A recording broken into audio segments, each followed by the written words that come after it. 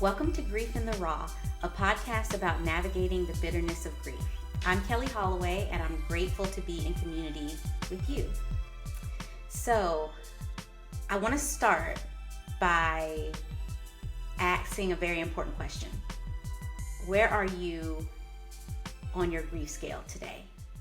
Now, I realize that I've not yet set the precedent of what the grief scale means. When I ask that question, I want to know, where's your mind? Where's your heart? How are you feeling? I ask this question oftentimes to my children when I want to know how they're feeling emotionally, what can we talk about, what challenges can we face? And I understand that if you're at a 10, which means you're extremely heightened in your grief today, you're super sad, you can barely lift a finger, then we can't go as deep as we can. We can't go as deep as we should. We can't go as deep as we want to with our conversation. We have to go a lot lighter. On the flip side of that, if they're at a 1, that means the sun is shining, they're feeling really good, they've got those endorphins going, then we can be more playful. We can do more. It's not as much of a heavy lift as it would be all the way to 10. This is going to fluctuate, but it is a very personal number that you can assign to yourself and to others when you're talking about where you are with your grief, you're talking about the person you miss or the relationship that is no more. It's important to be able to assign it to a number and to let your loved ones know what your numbers mean and how it's relative to you. So for an example, when my mom first passed, I would tell my husband each day, just ask me, what is my grief scale? Where am I? That way you know what I can handle for that day. And I knew that portion had to be that portion. So if I would say my grief is at a 9, he would know Kelly's not getting out of the bed today. I'm going to have to do all the heavy lifting. I'm going to have to pick the kids up from school. On the flip side, if I say I'm at a 2, okay, Kelly feels like she can go out for a walk. She can go on a date tonight. She can get cute. All those kind of things are helpful because it took that mental gymnastics out of me having to explain to him over and over, I'm feeling this way because XYZ. It was a quick check-in to let him know I'm either high or I'm low. And this is where we can go with our discussion. And this is how to treat me or care for me or show up for me today based off of this number that I'm assigning. So again, I ask you, where are you on your grief scale today? My grief scale is at about a 6 because this is the episode 1 and I am being very vulnerable and very honest with my feelings that I have been writing, thinking on, marinating over for some time. My mom passed October 3rd of 2022. And I almost stumble over the date and the year because it is beyond me to realize that it's almost been 2 years since I lost my person. So to go back and to think through those pages in my mind of how long it's been causes me anxiety. However, I'm at a 5, 6 or 5 because I know that there's glory on the other side of that. I know that sharing my story will help someone else as they walk through grief themselves. So I'm even. And I want to be honest with the fact that you may be higher on the scale or lower on the scale, but you're joining for a reason. It's all purposeful. And together we'll slow walk from your 10 down to a 1 or your 6 down to a 4, wherever you want to be. I want you to know that the number you assign your grief is valid and you have a safe space here. So here with the first episode, I'm going to do something that helps to calm my nerves and my anxiety, which you might think it's the flip side. I'm going to pour myself a cup of coffee. This is a ritual for me. adding sugar in the raw to coffee, being intentional with my French press, slowing down time to make sure that I'm taking care of myself is super important. And I hope that it becomes a practice that we can do together. One, because I love coffee. Two, because I love conversation. And I want it to be a safe space for us to share and discover new things about ourselves and about our grief practice. So today's episode is entitled The 10 Things I Hate About Grief. And unlike that popular movie of the 90s, there is no comedic relief assigned to it. There's no main characters to pick apart. There's just that heaviness of grief. But I promise to you there is an upside. So I'll get into my list. And I hope that after this episode, you're prompted to write or share, discover, unpack your list of things that you hate about grief. Or if you have a loved one that's experiencing grief, that you take the time to talk to them and ask them, what are the things that they hate, that they feel as though they can't share but should? So, number one, navigating the new person that's changed on the inside who hasn't changed on the outside. I'll say that again. The number one thing that I hate about grief is navigating the new person that's changed on the inside who hasn't changed on the outside. There's not a lot of things that have changed about me physically since my mother passed. I actually locked my hair July 1 of 2022. I still have locks and love the journey that I'm on. My face looks the same. I still have the same cheekbones, just like she does. I still have the same core unit. My two children, they are now age 3 and 6, and my loving husband, we've been married for 10 years now. Not much has changed about the exterior of what I look like, but everything has changed about the interior. And so when meeting new people or even seeing folks that I know and love that knew me before and know me after, initially there doesn't look like there's any difference to me. So they don't know the questions to ask, to engage.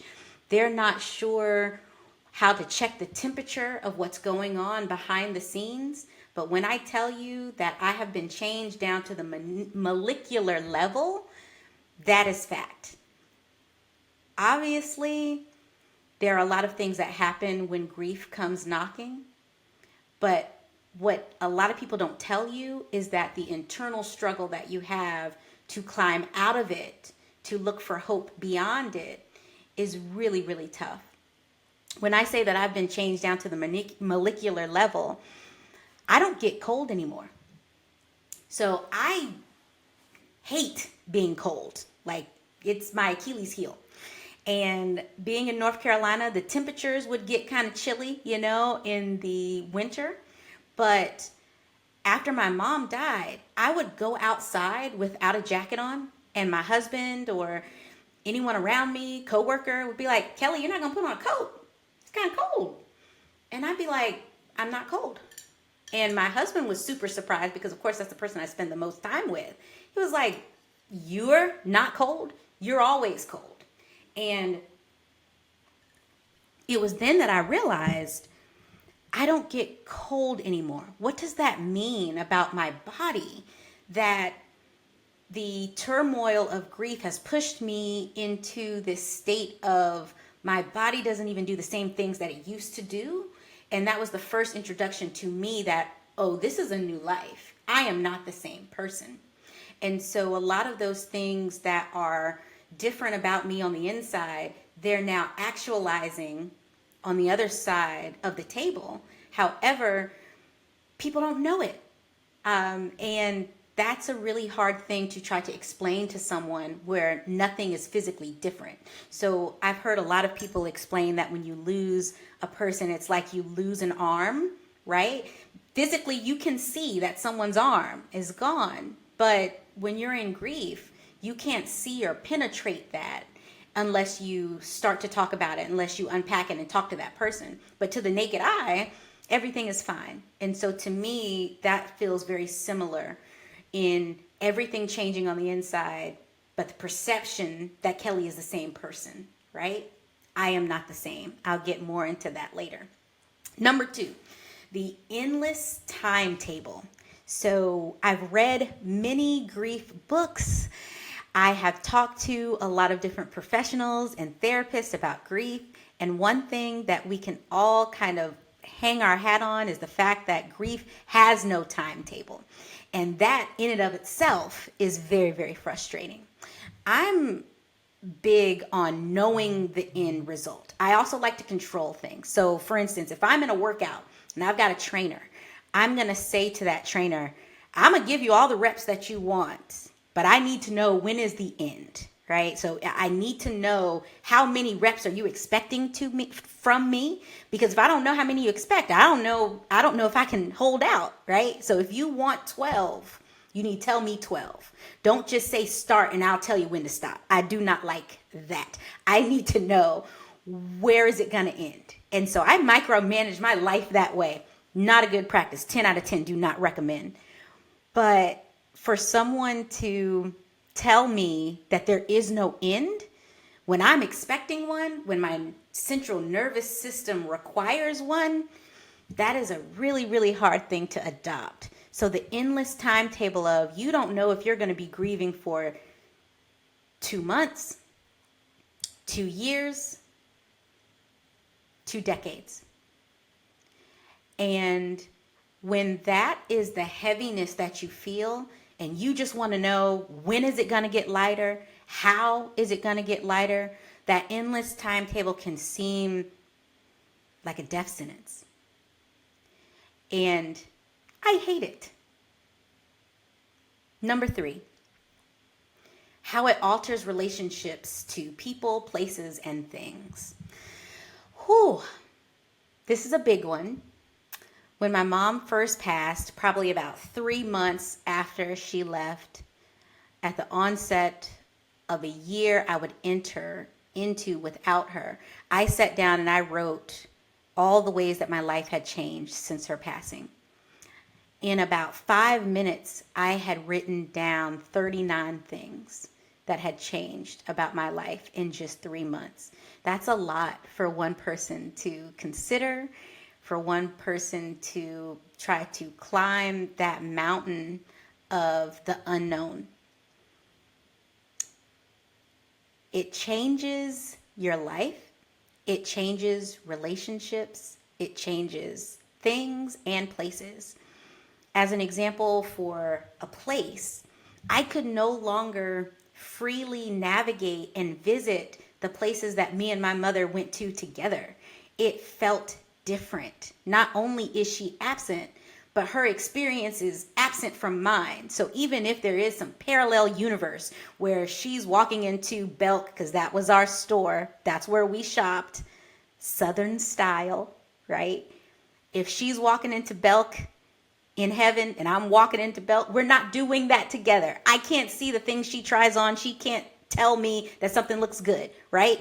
Those are the ways that alter our perception as well. So now, whereas I loved going to Belk, I loved shopping, that was part of my self-care practice, instantly I'm not able to do that and find the same joy.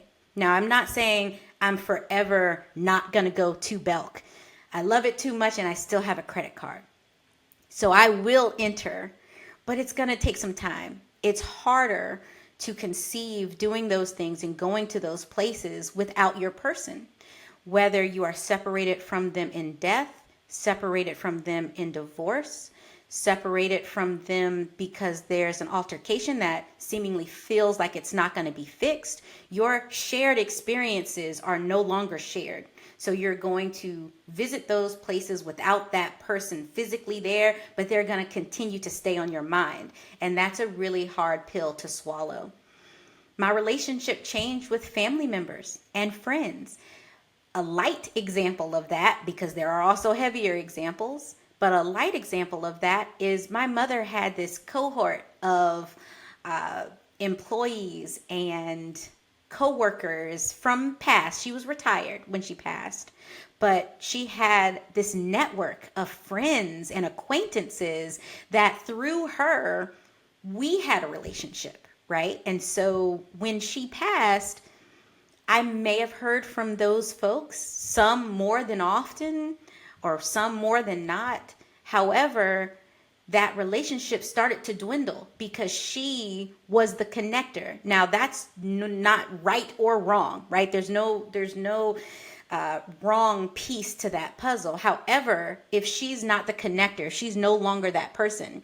I have no more connection to that person unless we super try hard to keep it going, right? And so if we're trying to keep it going, if we're being intentional about that, but then grief also debilitates you, it makes you super tired. So if I'm not motivated to reach out to that person and they're too busy and they've got their life going on to reach out to me, that relationship starts to become fractured, and then over time it may be non-existent. So that's what I mean when I say it alters relationships.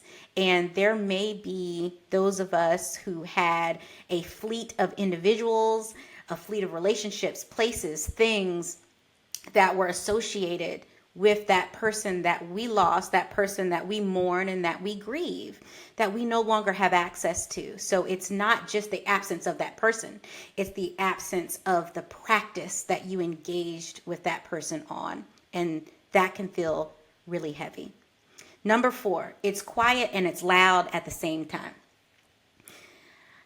I feel like I'm forgetting to call someone every day. And I know that that's because I desire to talk to my mom. It gets at its worst when I'm in the car alone, because a lot of times on my commute to work or to pick up the kids or to go anywhere at all, I would always call mom, see what she's got going on, see how she's doing. It would be first thing in the morning, late at night, we'd catch up. It was just a small interjection that meant everything, that honestly I took for granted at the time. Now, when I'm in the car on my commute, again, the first thing that comes to my mind is, I forgot to call my mom today. I haven't talked to her. Still, after almost 2 years, I don't expect that feeling to change. It's quiet because there's a stillness. I no longer hear her voice. As hard as I try, that veil has not been lifted for me yet.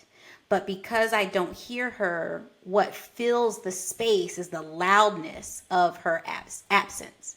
So it's very loud when those grief moments come in, and it can be triggered by any one thing. I could hear a song on the radio that reminds me of her. My daughter can have a certain look on her face that looks just like her Nana, and that triggers me. So at any moment, that quietness and stillness can be interrupted by the fact that the absence is so large and the absence is so loud. I hate it.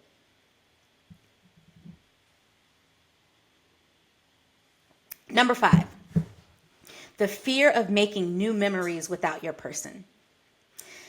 I remember after my mom passed in October, what seemed to be maybe about 2 weekends later was the state fair in North Carolina. It's a huge deal.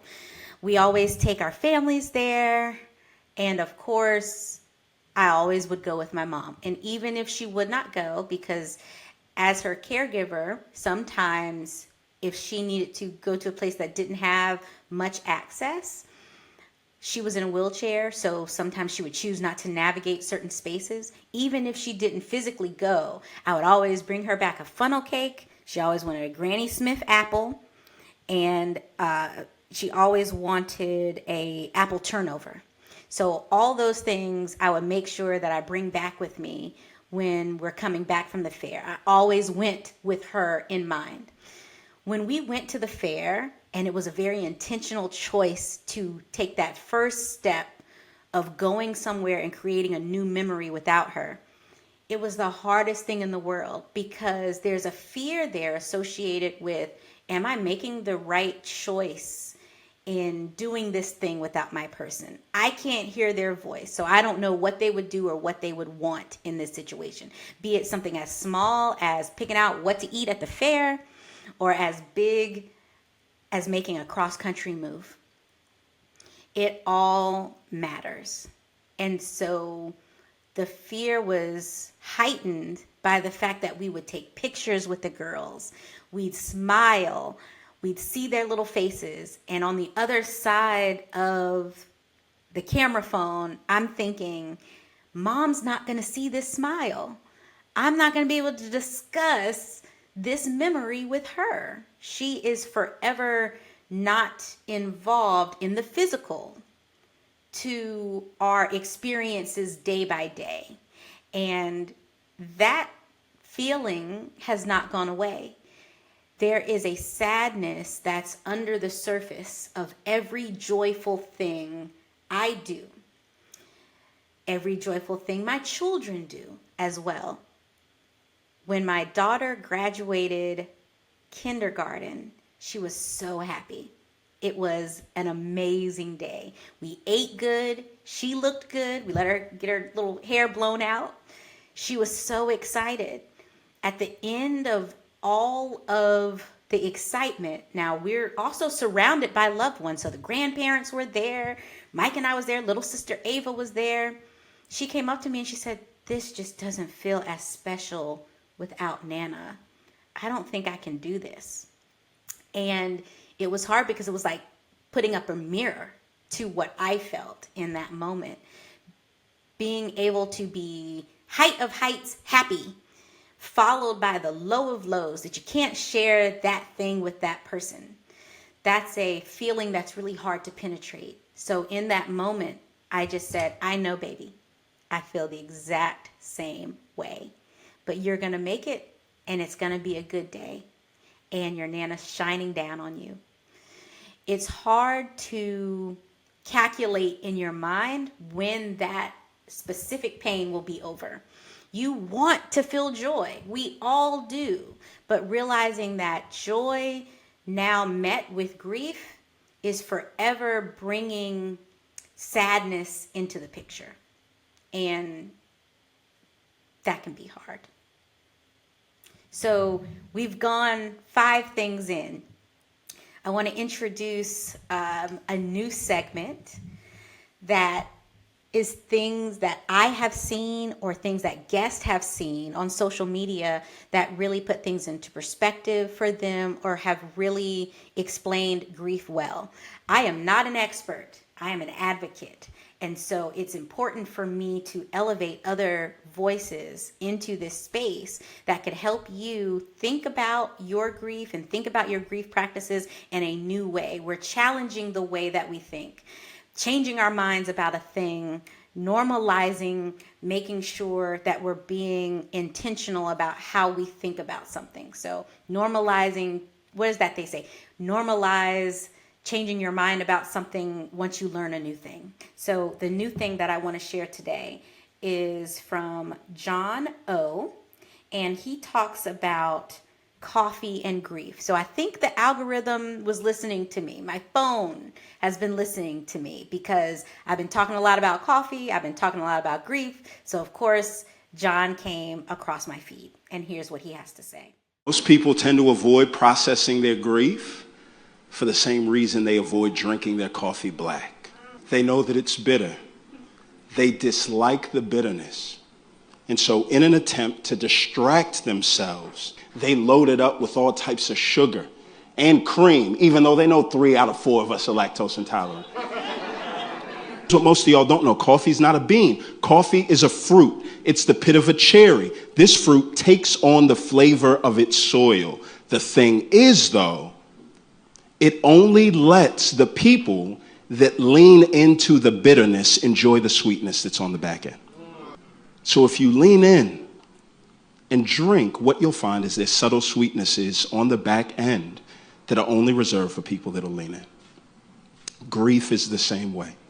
So many of us are in distraction experiments where we're trying to distract our senses from the bitterness of grief with sex and accomplishments and compliments and all types of stuff.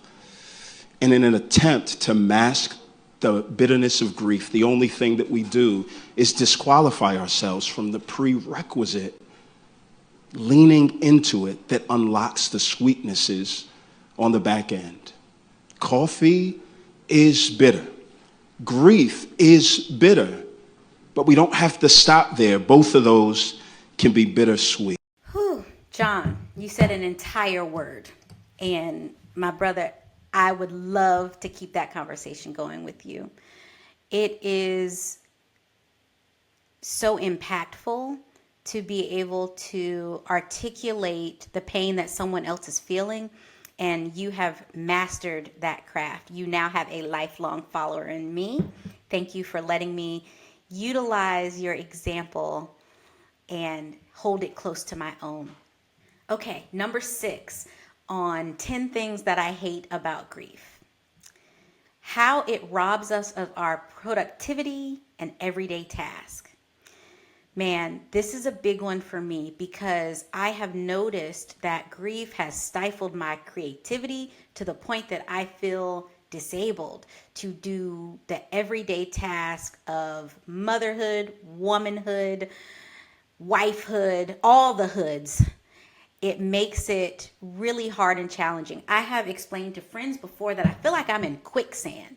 I feel that at any moment I could be pulled down and out because of the emotions that I am carrying, to the point that I don't want to get up. I don't want to move. I don't want to do the things that I know that I need to do. There are a lot of ways that I have become slower to respond, slower to react. And I've even thought to myself, what is happening to my brain that I cannot process what this individual is saying to me? Am I unwell? And then I had to realize, no, I'm in grief. It's very different and hard to understand, but valid. So there are some things that I'm really bad at, and my husband will be the first to tell you. I used to be like the most organized person when it came to our finances, our mail. I'm like the home's administrator. When my mom died, all of that got reallocated to him. And honey, I'm so sorry for that. But I couldn't do it. Something about me could not continue to check the mail, email, or snail. Could not consider the different things that my family needed to do, make the appointments that we had to have. All of that got outsourced to grief so quickly. It was like this carpet got pulled from under my feet. And so whatever this means, whoever this resonates with, I want you to know that you're not alone. If you feel stifled, if you feel disabled by what is going on with you and your grief walk, it will get better. It does change.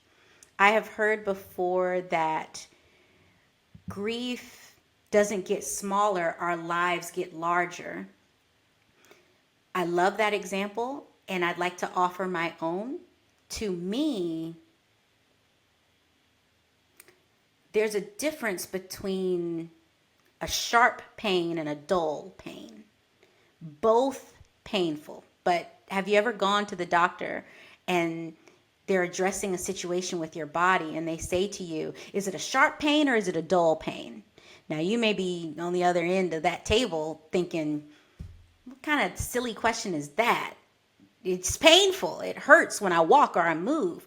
But what that doctor is trying to assess is the severity of the pain and where it's most targeted. So a sharp pain is like this blunt force trauma. It's fresh. It's new. To me, that's what raw, fresh grief feels like. At this point in my life, it is more of a dull pain. It's still there, but it's under the surface. It's not as in your face. It doesn't trigger me as much as it did, but it is still ever present, and I still experience it every day. It's dull, but it still hurts. Number 7. This is an individual journey that must be traveled alone. Now, some may challenge me, and I welcome it in this sentiment, But one of the hardest things and one of the things I hate the most about grief is that no matter how many advocates you have, how many people who love you, who are trying to push or pull you out of it, it is an individual walk. Now, you can phone a friend, you can have someone to hold your hand along the way, but at the end of the day, just as we enter the world alone and we exit the world alone, we must go through grief on an individual basis. And because of that, it can feel isolating if we don't know how or when to ask for help. And so the very personal piece of this individual journey is that it's hard to carry that weight by yourself. Only you know the severity of your grief. And sometimes it's so heavy and it's so sharp that you can't explain it to others. How in the world can you get help if you don't even know how to explain it to someone else? And so slow walking it, realizing that yes, it is an individual journey that you must travel alone. Know that you can make that burden lighter and more attainable by the community that you're in and the people that surround you. Number 8 and number 9. So this is a twofer. The instant maturity it evokes and the spiritual maturity it requires. I'll say that one again. Number 8 and number 10 on my list of 10 things that I hate about grief is the instant maturity that it evokes and the spiritual maturity that it requires. So what I mean by the instant maturity it evokes, there's no going back to that life of before. I felt like I was just all rainbows and lollipops and just leaping through the fields of happiness. I used to, and sometimes I still do, look at myself or explain to others about myself that I am a radical optimist. There's nothing that we can't do. There's no problem that we can't fix. And while to my core, I still honestly believe that, it's so much harder to actualize that. I now am bringing more of a realist mindset that grief is hard and heavy and it just has to be. And to me, that has matured me from a sense that I don't look at things in the same way. There's a level of stuff that I'm just not going to sift through. Now, there's a gift in that. That's something that I do appreciate. I know how valuable my time is and how important what I farm out mentally, that I don't waste time anymore. That's maturity, when you can put the phone down and spend more time with your family because you don't know when your last dinner is going to be. It's also heavy because it's hard to think about life in that way. And some may think, man, that's heavy, that's depressing. But it is a maturity that is pushed upon you the moment that you lose your person, because now we're talking real life. That life is not this perpetual, they're always going to be here. So it's very much so a maturity that is pushed on you, and that maturity knows no age. So my listeners that have lost their parent or someone very special to them at a young age, that maturity is still valid to you at whatever age you were when you lost your person. So be it 8 or 80, when you lose that person and you encounter deep grief for the first time, that maturity is pushed on to you before you're even ready for it. You now have to become an expert in all things dying. You have to organize a funeral before you're ready. You have to sit on the first row at a funeral before you're ready. All those things push you into this mature mindset that is really, really hard to navigate if you've never done it before. It also requires a spiritual maturity. So to me, my cornerstone is my faith. My foundation is my faith. I have to stay saturated in the word. I have to pray often. I have to do my devotional in order to keep up with the grief that I feel so that it doesn't take me under. And so because I know that God is my cornerstone, that God is the Lord of my life, if I'm not spiritually mature enough to have these conversations with myself and others, not self-aware enough to know that I'm in pain, it's only going to spiral in a downward situation.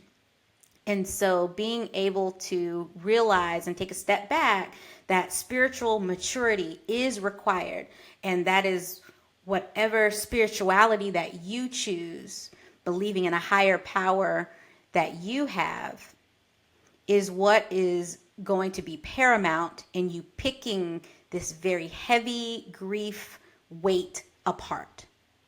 And so it requires maturity, it requires spiritual guidance, but also spiritual partnership. And so being aligned with others who think like you, who challenge the way that you think even, is what's going to help make that spiritual maturity and spiritual muscle strong. And to close it out, number 10 on my list of 10 things that I hate about grief is the lack of advocacy and education around grief, particularly in the Black community. Honestly, that's why I'm here. When my mom died, I went on the hunt for any resource, book, person, place that I could go to in my pain that was very personal. And for me, I did not see enough people that looked like me talking about this, which made me feel like I was going crazy. There is this invisible cloak that I, as a Black woman, put on each and every day that says, I have to be strong. I have to show up. I have to carry my family on my back. And in fact, it is an expectation that I not only have their care within the center of my heart, I got to do it for everybody else. So as a caregiver, it was, well, your mom got to move in with you automatically because she's sick and she needs you, right? Automatically, you've got to be the superwoman at work to save the thing or do the thing or start the thing because we know that you can handle it, right? And so not hearing others that look like me go through both holding grief, but also holding Blackness was deafening to me. I felt like I was in this container, something to be experimented and picked apart, because I wasn't hearing from anybody else that looked like me, or very little that looked like me. So in this self-discovery of finding out what I don't know and hearing from those, because I know those voices are out there and I want to be in conversation with them. And I also want for the person who looks like me, that their parent just died yesterday, I want them to feel safety and psychological wellness when they are talking to someone who gets it, who gets the fact that we not only have to hold this grief of a relationship dying or an individual dying, but we also have to hold the grief of being Black in America. All of that is valid, and it makes it heavier, and it's something that deserves to be unpacked. And so doing this with my pain on full display, I realize that it's going to help someone else realize that my hair looks like hers, my skin is this color of hers. She could be my cousin talking about this same thing. I want to encourage that person that you don't have to have those discussions alone anymore, that you deserve to find a space within your church or outside your church, within therapy or outside therapy, wherever you feel most safe.